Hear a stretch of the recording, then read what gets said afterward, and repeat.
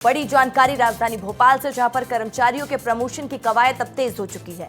बड़ी खबर बता रहे हैं राजधानी भोपाल से, कर्मचारियों के प्रमोशन की कवायद तेज हो गई है। मुख्य सचिव अनुराग जैन ने विभागों की बैठक ली है। सभी विभागों के प्रमुख सचिवों से जानकारी ली गई है। प्रमोशन की प्रक्रिया को प्राथमिकता दी जाए, पदोन्नति के मामले को सर्वोच्च प्राथमिकता दें। देखिए, विभागीय कमेटी की बैठक हो, पेंशन प्रकरणों का निराकरण समय पर करें। बड़ी जानकारी इस वक्त की आपको दे रहे हैं। मुख्यमंत्री डॉक्टर मोहन यादव की अध्यक्षता में हुई कैबिनेट की बैठक में मध्य प्रदेश लोक सेवा पदोन्नति नियम 2025 को मंजूरी दी गई थी और इस फैसले से करीब 4 लाख सरकारी कर्मचारियों को प्रमोशन मिलेगा।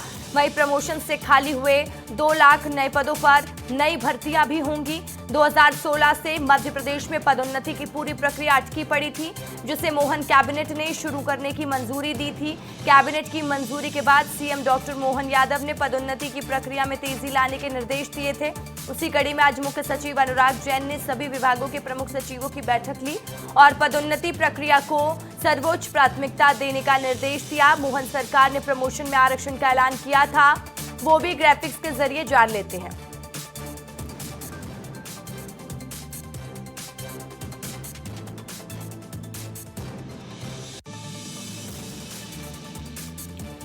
तो चलिए अब आपको ग्राफिक्स के जरिए बताते हैं कि मोहन सरकार ने प्रमोशन में आरक्षण का ऐलान किया है। ग्राफिक्स के जरिए जान लेते हैं प्रमोशन में किस वर्ग को कितना आरक्षण मिलेगा।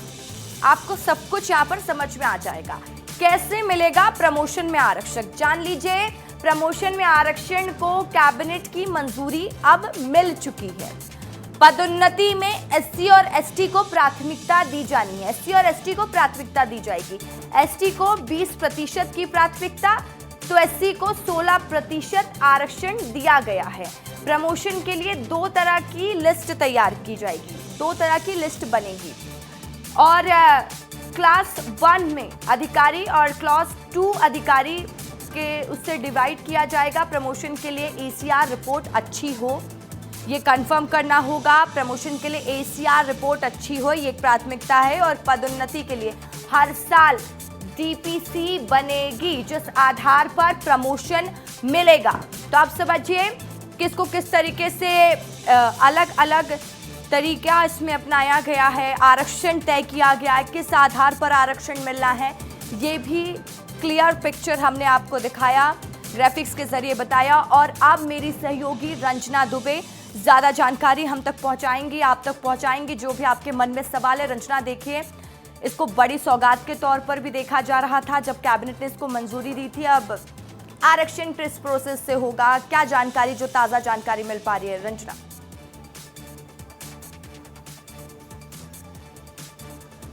देखिए रसिका, कर्मचारियों के लिए पहले ही जो कैबिनेट की बैठक हुई उसमें मुख्यमंत्री ने बड़ी सौगात दी। कर्मचारी जो थे वो बेहद खुश भी नजर आए, क्योंकि उन्होंने ये कहा था कि सालों का जो लंबा इंतजार था वो उनका आखिरकार खत्म हो गया, क्योंकि 9 साल से जो कर्मचारी अधिकारी हैं वो इंतजार कर रहे थे। लेकिन अब देखिए मुख्यमंत्री ने जिस तरीके से इस अधिनियम को मंजूरी दी कैबिनेट की बैठक में, और उसके बाद जो मुख्य सचिव हैं अनुराग जैन, उन्होंने सभी विभागों के प्रमुख सचिवों की बैठक ली और जो बैठक में सभी विभागों के प्रमुख सचिव से रिपोर्ट भी ली है और ये कहा है कि आपको सारी तैयारियां पूरी करनी है और 31 जुलाई से पहले पहले सारे विभागों के अधिकारियों कर्मचारियों के जो पदोन्नति है वो होनी ही चाहिए। तो एक समय सीमा रसिका यहाँ पे तय कर दी गई है, 31 जुलाई तक का वक्त तय कर दिया है। ऐसे में अब तमाम विभागों के जो प्रमुख सचिव हैं उनको ये देखना है कि वरिष्ठता के आधार पर कौन से अधिकारी हैं, कौन से ऐसे कर्मचारी हैं जिनको पहले वरीयता दी जानी है, जिनको पहले प्राथमिकता दी जानी है। और दूसरी बात ये भी है कि जो पेंशन का जो प्राथमिकता है वो भी इसमें